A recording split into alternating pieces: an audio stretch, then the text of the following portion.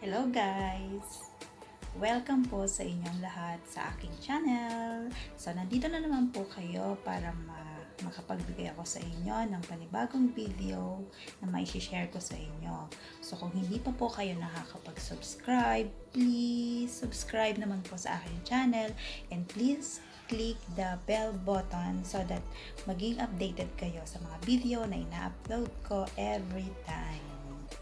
So, ngayon po ay 12 o'clock na ng tanghali. So, natapos na ang aking 6 times na swab testing. So, ngayon po ay share ko sa inyo ang aking experience, my own experience sa pag-swab testing. So, pang 6 times ko na nakapag-swab testing. At dahil nga ako ay nag-work sa isang nursing home, so, nire-require nila kami na magpa-swab testing every week. So, isi-share ko lang sa inyo yung first time ko na pagpa-swab testing nung nagkaroon kami dito sa nursing home ng mga positive sa corona at maraming namatay. So, that time, nag-i-start na kaming mag-swab testing para malaman kung sino yung mga positive and negative. So, para mai-isolate na kami. So, after ng first swab testing, meron na naman kaming second after ng 1 day or after 3 days I think, sinwab testing uli kami para siguro i-trace lang kung sino pa yung na magiging positive. And then after that, so, naging okay naman na yung sitwasyon. So, after a month, tinest uli kami for the third testing. So, dun sa first and second testing ko, hindi ko naman naramdaman yung sakit. Siguro dahil first time, so hindi ko pa alam kung ano yung papasok sa loob ng aking ilong at bibig. So, parang experience, first timer ka, so hindi mo pa alam.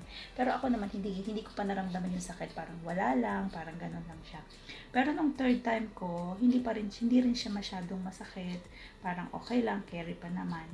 Pero nung fourth time na siya, na isinwab testing ako ng fourth time, naramdaman ko na yung sakit. Masakit na talaga yung pagtusok niya, masakit na talaga. Tapos, hindi lang naman ako yung nasaktan. Halos lahat kami nasasaktan. Siguro dahil sa masyadong malalim ang pagkakatusok niya sa lalamunan at saka sa ilong.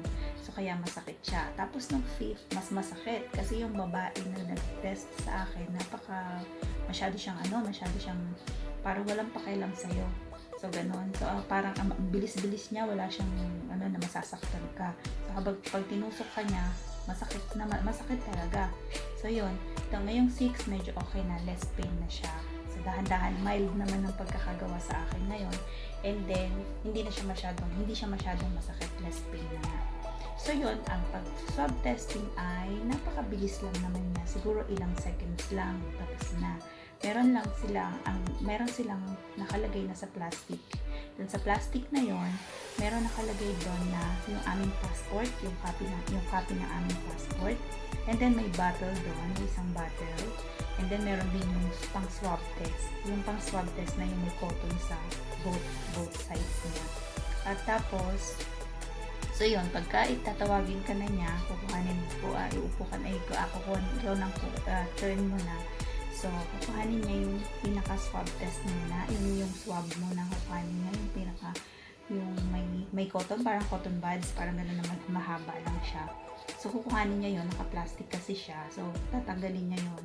Tapos, iaano niya sa bibig mo, ipapasok niya sa bibig, sa mismong kaloob-looban, na isasalaksak niya talaga sa lalamunan mo, yung cotton.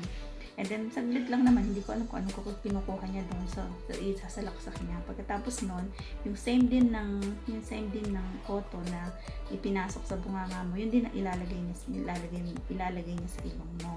So, paglagay niya sa ilong mo, medyo isasalaksak niya talaga, maano talaga ang pagsalaksak niya. Tapos, yung iba kasi, itinetry pa din sa kabila. So, ewan ko kung bakit, anong dahilan. So, both sides, ng ilong, butas ng ilong nilalagyan. Pero ako naman, hindi ko pa na-try yung both. So, minsan isa lang. Isa lang talaga kadalasan. Lahat ng 6 swab test ko, isa lang ang na-try ko. O tapos, pagka natapos na niya, ilalagay niya sa may bottle kasi doon sa loob ng plastic. So, kukunin niya yung bottle, bubuksan na niya yun, tapos ipapasok na niya doon yung pinang-test niya sa'yo.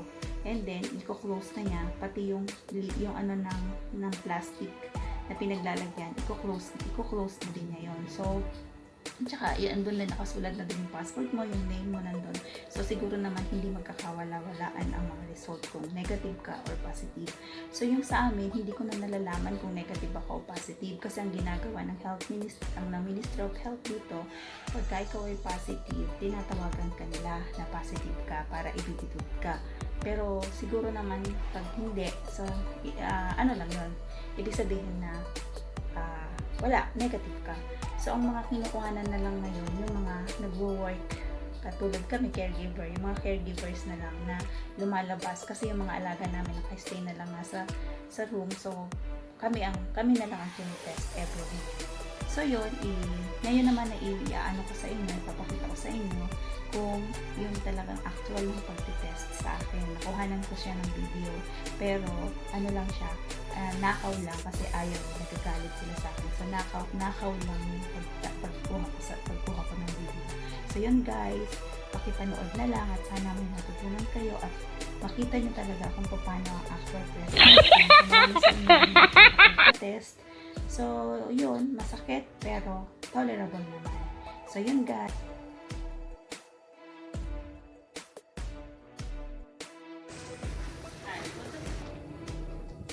Ayan, it's my turn na nakaupo na ako at hinihintay ko na lang ang magsuswab sa akin.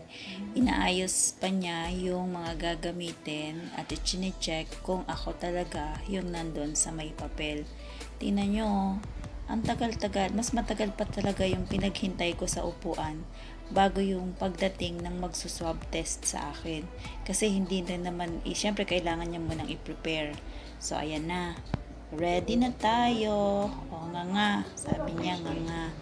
Ayan, isinulaksak niya sa lalamunan ko talaga ng sobra. Ayan, nasaktan ako doon. Tapos, sa ilong ko na, medyo ano pa siya dyan, nagdalawa kasi medyo masakit, hindi pa niya naisaksak yung ilong. So, sinaksak pa niya uli, pero the same ilong ko pa rin. Pero masakit talaga. Masakit din. Pagkara ba?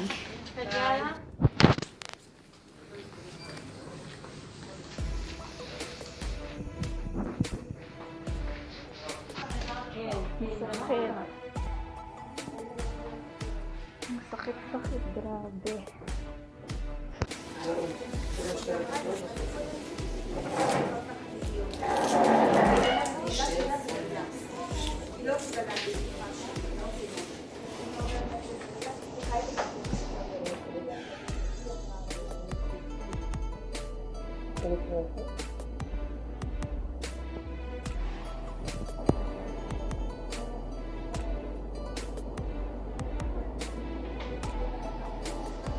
So, Dah.